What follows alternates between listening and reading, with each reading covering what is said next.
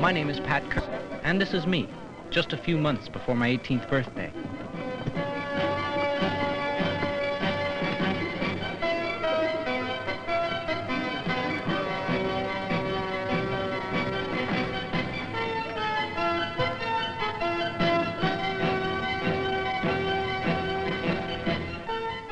On June 30th, 1971, 11 million Americans between the ages of 18 and 21 suddenly became eligible to vote.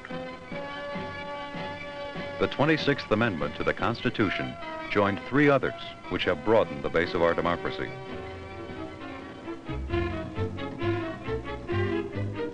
The 15th Amendment,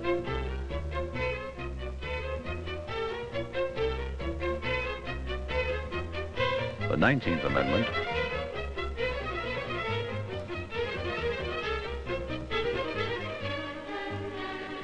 the 24th Amendment,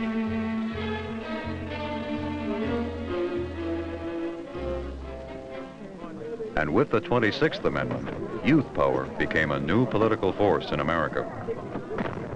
The first thing is to register. That's what it's all about. I've already called somebody at the registration office to find out how.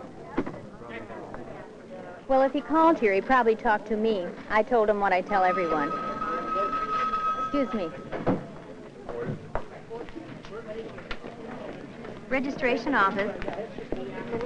Well, you can register if you'll be 18 on or before the day of the next election. No, you don't need your birth certificate. But if you were born in another country, you do need to bring in your citizenship papers or other evidence of citizenship. Fine, you're welcome. Registration requirements vary from state to state, and often within a state. You can find out what they are by calling your local government office.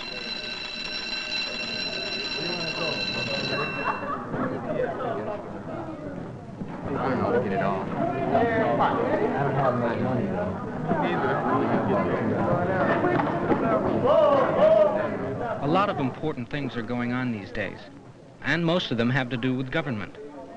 When you get right down to it, government is voters. Take the police. Since the police work for the local government, they work for the local voters. And that means when you vote, you've got some say in the matter.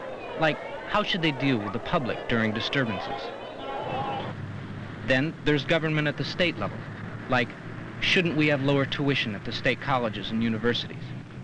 And there's national government. Like, is space exploration worth what it costs? And a lot of things have to do with government on all the levels. How are we going to rebuild the cities?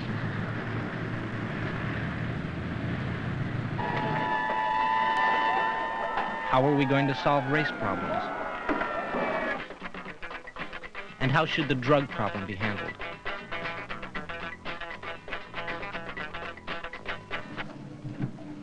And consumer protection,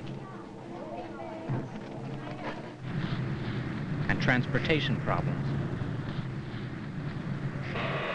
and pollution problems, and war.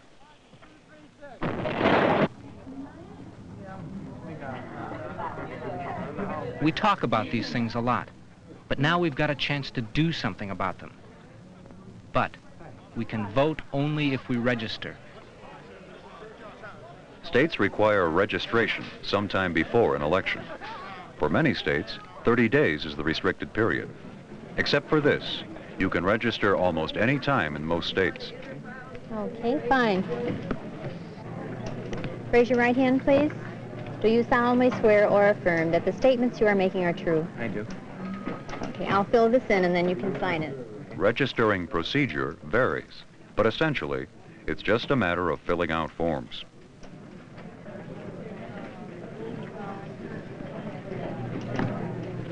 Okay, fine. We'll mail you a verification card in a week or 10 days. Okay, thank you.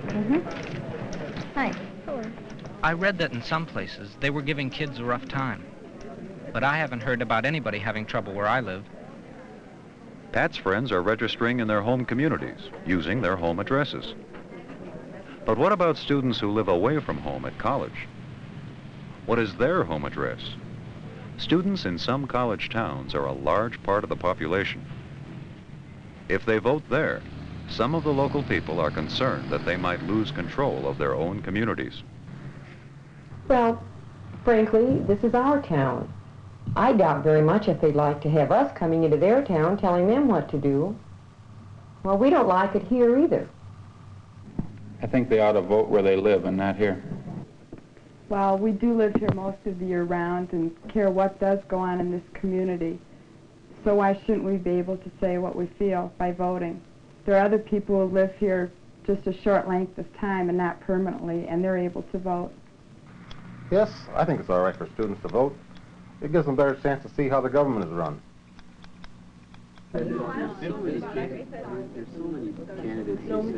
In a few places, registration has been difficult for students, but most often, new voters like Pat Curtis have no trouble registering. There's a primary coming up soon. I want to register in time for that. That's why we're talking a lot now about who to vote for. We're trying to make up our minds. A lot of people try to help you make up your mind during election campaigns. I really couldn't say. You've seen all this before, but when it's aimed at you, you have to make an effort to study the candidates and the issues.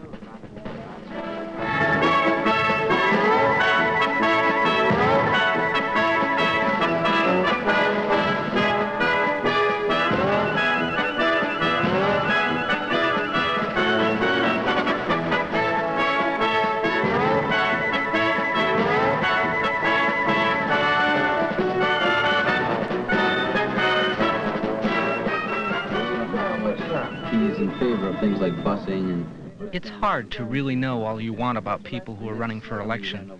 For instance, how they stand on women's lib, or welfare, or pollution. One way is to keep an eye out for the public statements candidates make. What do they say about public issues? Voters affect public issues through the people who hold public office. Learning the attitudes and programs of candidates makes your vote more effective.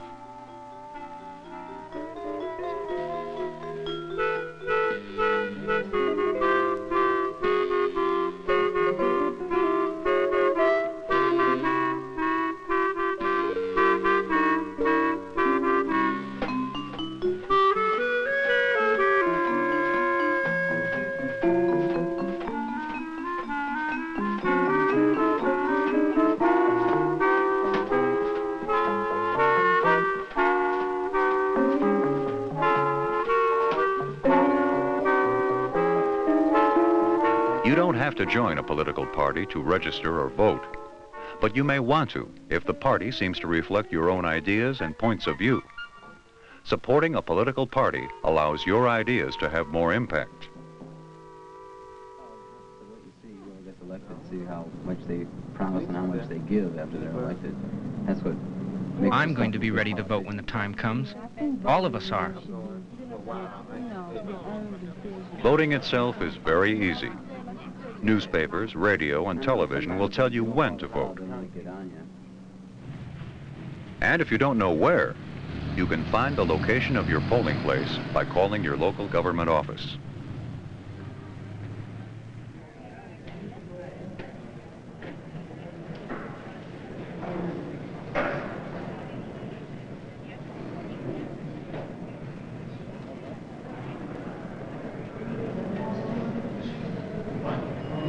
First, you identify yourself by signing your name and address.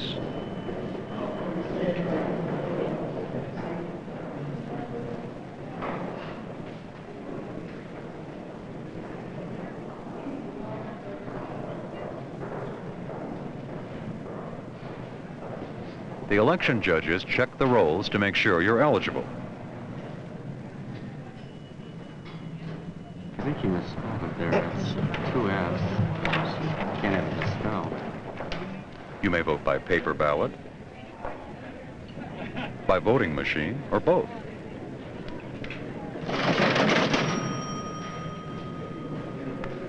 If you use a paper ballot, be careful to mark it properly. Put the mark in the box of your choice.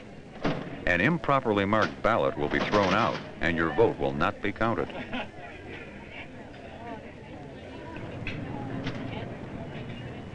If you vote by machine, you'll find instructions on it.